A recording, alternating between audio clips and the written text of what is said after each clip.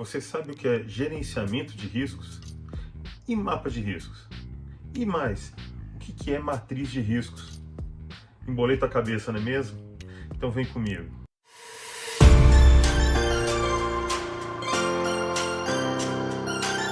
Seja muito bem-vindo ao nosso canal Licitação e Gestão. Estou aqui trazendo mais informações para você, para enriquecer o seu conhecimento e você não ficar se atropelando aí no meio de tanta legislação, tanta informação e tanta regrinha.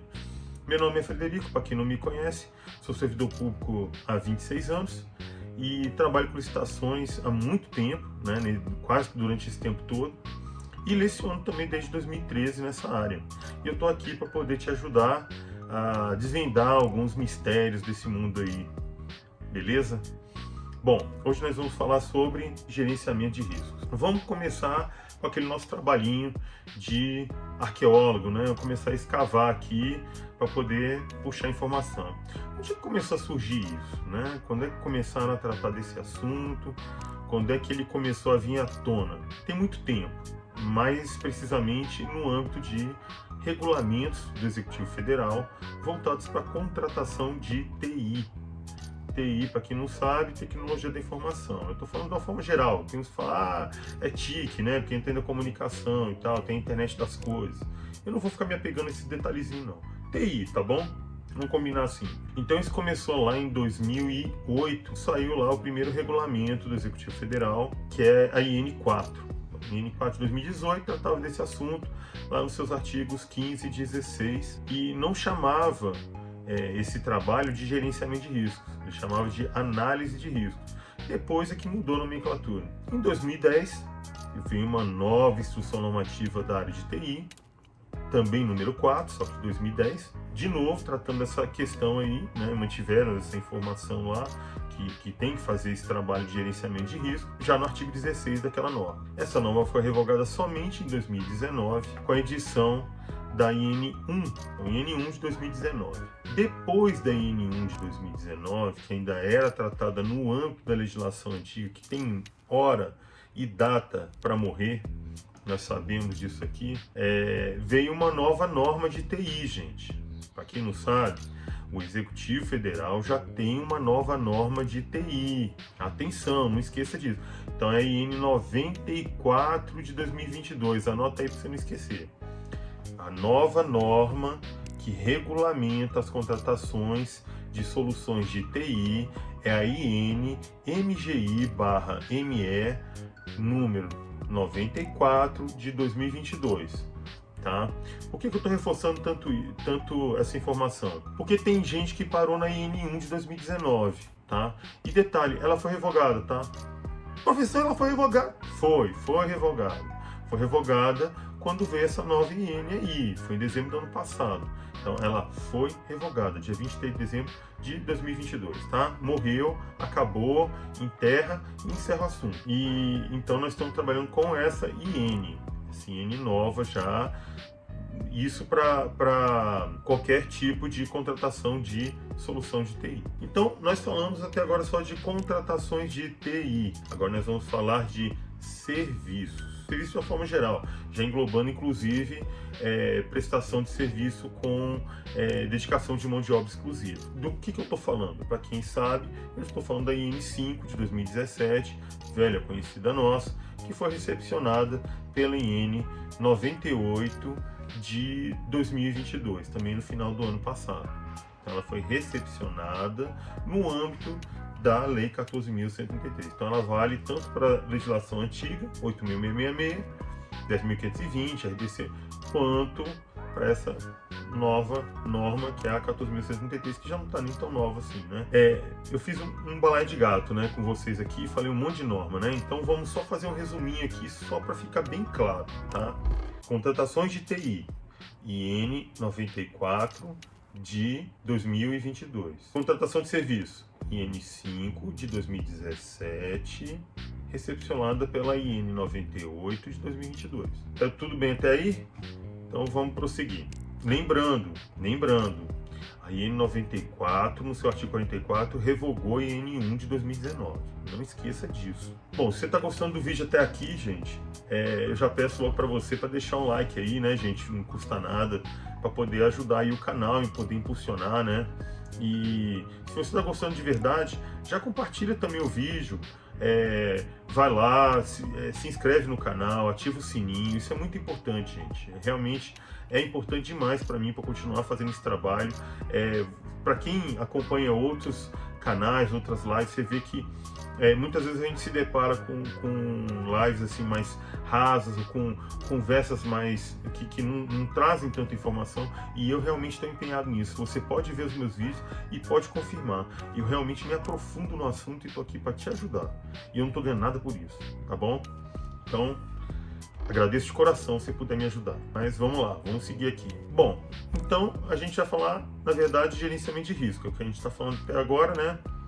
Agora no âmbito da IN5, que é a prestação de serviço, que toma um outro vulto. Tem muito mais contratação assim, né? Dentro da administração pública, principalmente na federal, nas estaduais e municipais, eu acredito que também seja assim. Mas o que é gerenciamento de risco? Gerenciamento de risco, ele é um trabalho desenvolvido na fase de planejamento da contratação. Lá na IN5, ele divide o processo, o macroprocesso de contratações públicas, ele divide em 3 etapas. Nós temos primeiro a parte de planejamento da contratação. Depois, nós seguimos para a seleção do fornecedor, que é do momento quando você publica o edital ou o chamamento, né, no caso de um aviso de dispensa eletrônica, vamos dizer assim, e depois a gente vai para a gestão do contrato. Tem muita gente que termina a licitação e fala, ufa, acabou, né? Acabou nada, agora que começa realmente o casamento. Então, é a gestão contratual. No caso, a gente está falando do gerenciamento de riscos, que é uma etapa do planejamento da contratação, tá, gente? Então, ele está lá na fase interna da sua licitação, que a gente também usava essa nomenclatura, antes de ser publicado e ir para o mercado. E qual o trabalho desenvolvido nessa etapa de gerenciamento de riscos? Primeiro, você tem que identificar os riscos. Existe uma metodologia para isso. Segundo ponto, é você analisar probabilidade de ocorrência daquele risco e também qual é o nível de impacto caso ele ocorra, aquele evento ocorra. Então você vai analisar isso aí, vai fazer um cruzamento entre esses dados. Com base nesses dados, você vai construir uma matriz de riscos. Calma, respira, porque agora vem um detalhe muito importante, tá? A gente chama de matriz de risco isso aí. Isso, assim, é porque isso tem muita estatística e tal, não sei o que, é a nomenclatura que a gente usa, assim, outros tipos de profissionais, tá? Mas existe uma diferença. Hoje, na 14.133, existe a matriz de risco, que é uma cláusula contratual. No âmbito da lei de licitações, matriz de riscos é uma cláusula contratual, onde são definidas quais serão as responsabilidades da contratada e da contratante caso algum problema se materialize. Existe um risco daquele problema se materializar. Se ele ocorrer, como é que a gente vai proceder? Então, isso é uma matriz de risco no âmbito da nova lei de licitações. A matriz de risco que eu estou falando aqui agora é outra coisa. É quando você está fazendo esse trabalho, você identificou os problemas que podem ocorrer, você já levantou qual é a probabilidade de ocorrência e, se ele ocorrer, qual é o impacto. Com base nisso, vamos botar no plano cartesiano. Não sei se você se lembra, que você estudou lá atrás, né? Quando você estava no colégio, você estudou matemática, aí você estudou lá o plano cartesiano, né? Quem desenvolveu aquele troço lá foi o René Descartes, lá na França. Não sei se vocês se lembram disso, mas estou aqui tentando reavivar a memória de vocês. Então a gente põe ali. Lembra que tinha o X e o Y? Tinha lá, a gente até brincava, né? O X era no horizontal, o Y era na vertical. Aí o X a gente falava que, para não esquecer, era abscissa, né? Eram as abscissas e as ordenadas, né? Então tá. E a gente brincava de batalha naval ali, né? Você ia analisar lá uma equação e aí você brincava de batalha naval. Você via qual era o Y e o X e botava lá no valor. É a mesma coisa. Você vai fazer um gráfico probabilidade e ocorrência, ou probabilidade e impacto, e aí você vai marcar onde que ele vai ficar. Dependendo de onde ele ficar, aí é que você vai tomar uma decisão. E aí a decisão tem que se basear no apetite ao risco. Cada pessoa, cada ser humano enxerga o risco de uma forma.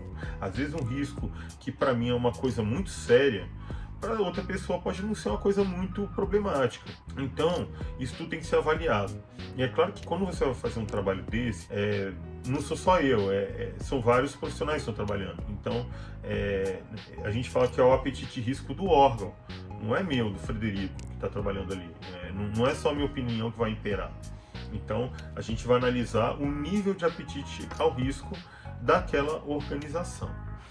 Mas é só isso? Não, não é só isso. Existe um outro aspecto muito relevante e que deve ser pesado aí, que é o artigo 14 do Decreto-Lei 200 de 67. Pô, professor, agora você foi longe, né? Não, não fui longe. O artigo 200 está válido, ele está valendo ainda. E ele traz informações muito importantes e que de vez em quando eu trago aqui no canal.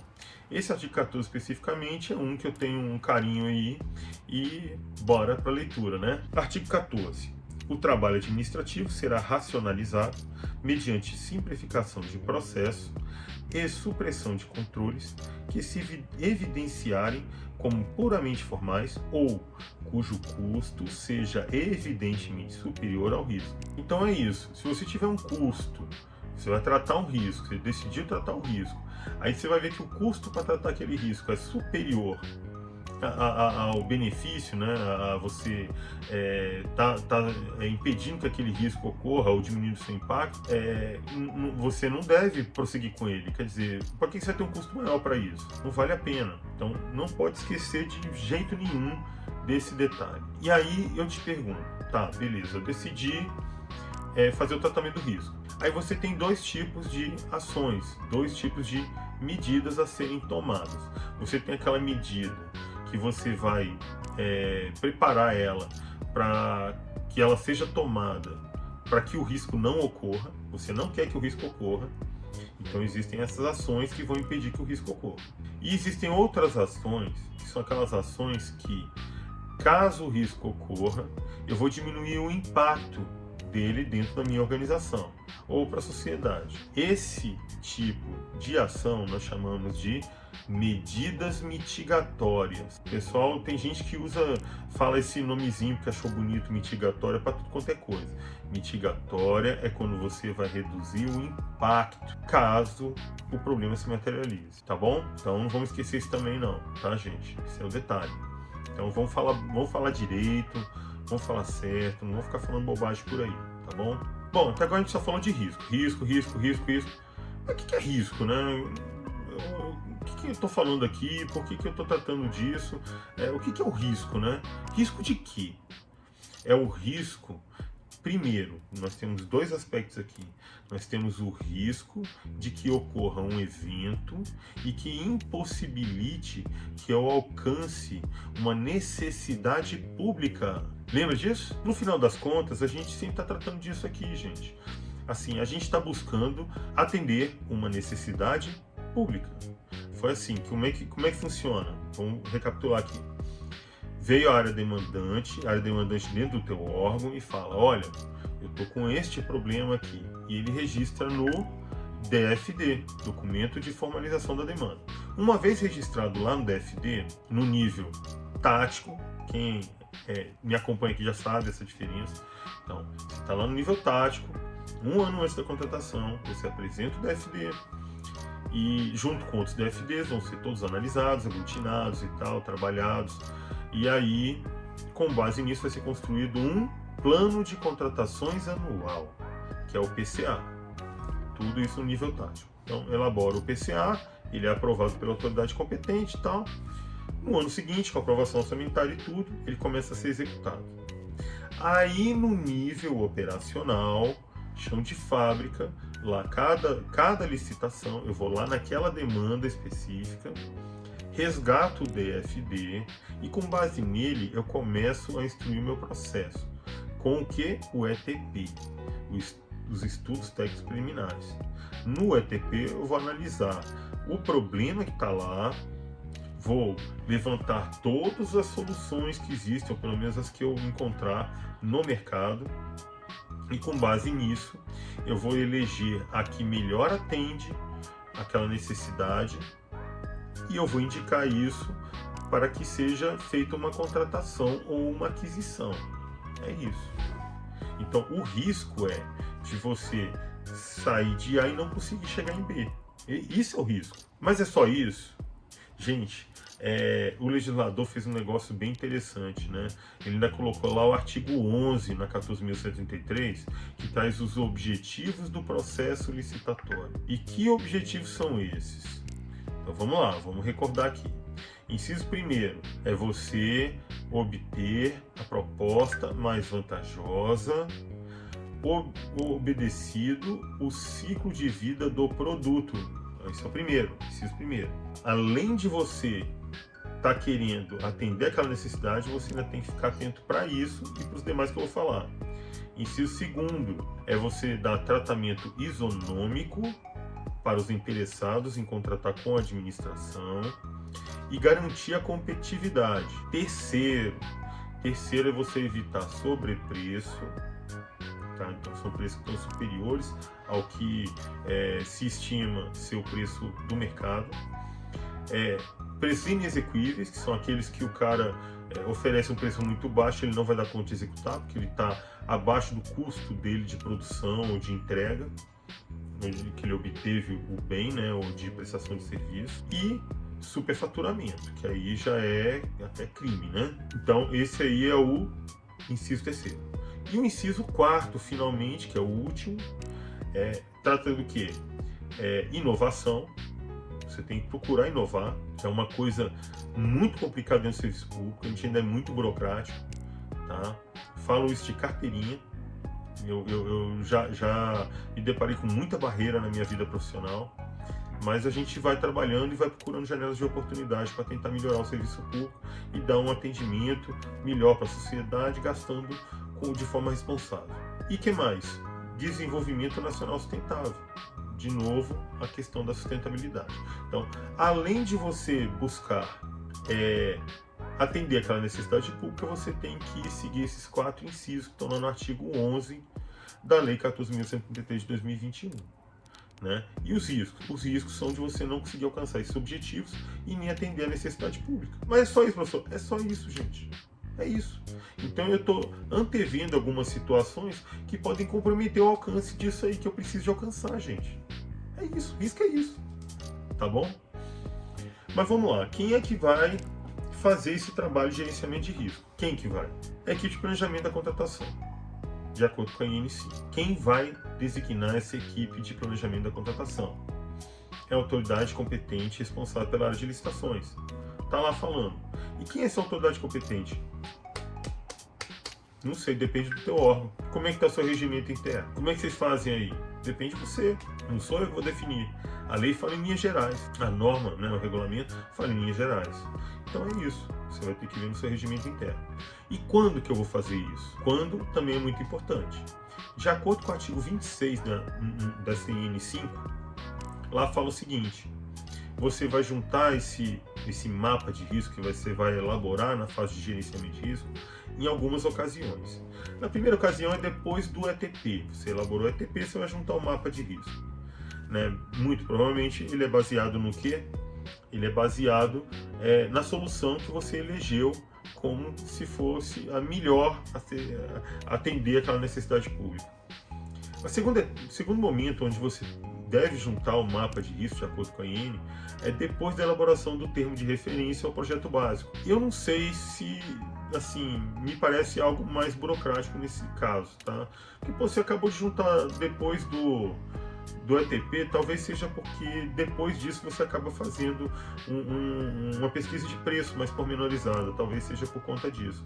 E aí você refaz o mapa de risco para poder analisar a questão de sobrepreço, né, de preço inexequível, essas coisas, caso eles ocorram. Talvez seja esse tipo de complemento. No terceiro ponto, terceira situação que você junta o mapa de risco, é quando você conclui a fase de seleção do fornecedor. Então você terminou a licitação, agora você sabe, você conhece a pessoa que você vai conviver na gestão contratual. Então agora você consegue aprimorar o seu mapa de risco, hein? Né? Porque você vai ter outros dados que você obteve durante a licitação, lá na habilitação e tal, você sabe da saúde da empresa, sabe de algumas coisas, pelo menos presume-se que você sabe com quem que você está lidando, mais ou menos. Né? Então dá para você aprimorar o seu mapa de risco. E por último, sempre que ocorrer um evento relevante durante a gestão contratual, você junta um novo mapa de risco, porque a situação, né, o horizonte contratual, ele pode mudar, ele pode sofrer algum tipo de alteração, e aí você precisa de reavaliar isso. Cara, são várias etapas, né? E aí eu te pergunto, quem é que faz isso em todas as etapas? Quem é que junta mapa de risco em cada momento certinho, conforme manda em N5? Você faz isso? Se você faz, cara, fala aí pra mim, por favor, que eu quero saber. Essa eu quero ver.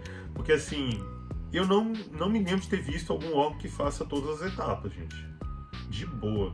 Então eu queria saber de você, se você realmente junta direitinho como tá lá na IN. Agora vem um último ponto a ser tratado aqui, esse vídeo, que é a questão das compras. Compras?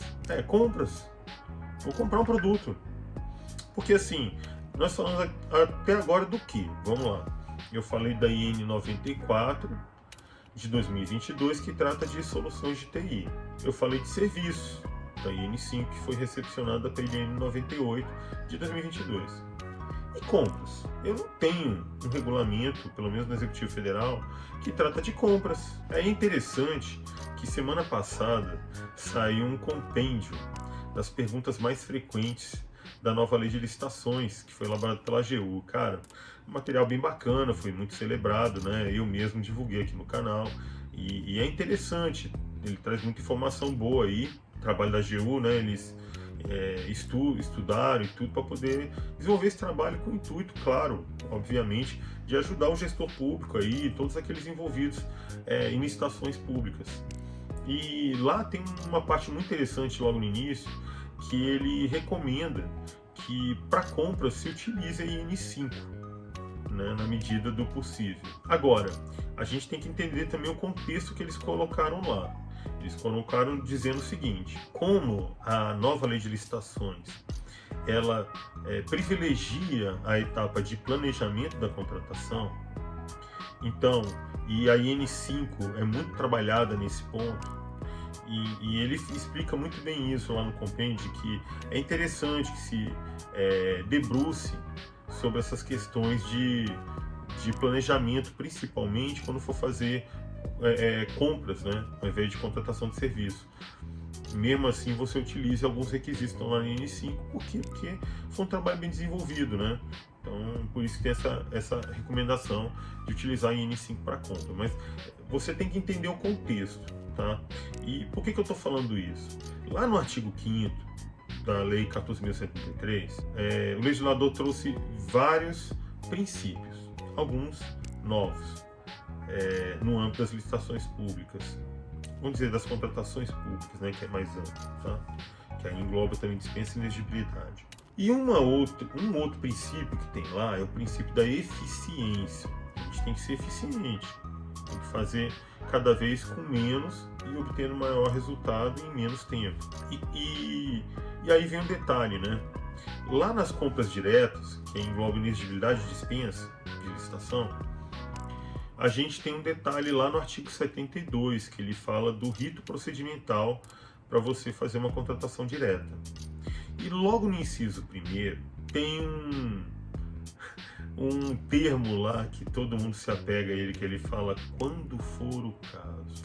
Então, quando você for fazer a contratação, ele fala em juntar o DFT e, quando for o caso, o estudo técnico preliminar, o mapa de risco, TR, o anteprojeto, o projeto básico. Quando é o caso? Não temos nenhuma norma que explique quando é o caso. Mentira minha, tá? Tem algumas normas que tratam quando é o caso em alguns desses elementos que a gente tem que elaborar. Por exemplo, o ETP, você tem que socorrer lá do artigo 14, claro, no âmbito federal, tá, gente? o artigo 14 da IN 58 de 2022. Lá vai falar os casos que você está dispensado de elaborar o ETP. No caso do TR, existe uma outra norma, uma outra IN, que trata de TR, e lá no artigo 11 trata lá dos casos que você pode dispensar a elaboração do termo de referência. E o mapa de risco? Quando é que vai ser o caso de você dispensar o mapa de risco? Né? Para serviços nós temos, é só você ir lá na IN 5, no artigo 20, no parágrafo 2º, e lá tem duas alíneas. A linha A, ele vai falar que você pode dispensar não só o ETP, mas também o mapa de riscos, quando você for fazer uma contratação cujos limites estão dentro daqueles limites de dispensa por valor. Então, você tem que se apegar ao artigo 75 da Lei 14.133, inciso 1º e 2º. Então, dentro daquele limite, você está dispensado de elaborar um mapa de risco também, além do ETP, mas isso é só para serviço. E na linha B, ele fala em mais duas situações, que é dispensa em casos de calamidade pública, né? E o outro caso é contratação de remanescente. Então, mas isso é para serviço. E aí eu te pergunto, será que para compras eu não posso adotar essas mesmas regras para deixar de elaborar o mapa de risco no meu processo de licitação? Porque, vamos combinar, né? Eu vou comprar uma caneta. Por que eu vou fazer um mapa de risco para comprar uma caneta? Assim, não faz sentido, né? Não faz sentido mesmo. Né? Tem alguns objetos que são tão simples que para que você fazer um mapa de risco, para fazer um ETP, véio, não faz sentido, né? Então, e para mim, eu acho perfeitamente cabível e factível você dispensar a utilização de um mapa de risco, a elaboração de um mapa de risco na fase de gerenciamento de risco, você não ter essa fase, para compras também, tá? E já se agarrando um pouco ao compêndio da AGU. O que você acha? Coloca aí nos comentários que eu também quero saber. Fala aí. Eu tô tendo coragem de falar aqui, eu quero ver se você tem coragem também. Tá bom? Pessoal, esse era o recado de hoje. Espero que vocês tenham gostado, tá bom? Mais uma vez eu peço para você botar o like aí. Eu acho que foi um pouquinho de treta, mas acho que foi um bate-papo legal. E é isso. Vamos conversando por aí. Aguarde o próximo vídeo, tá bom? Forte abraço, fique com Deus e até mais.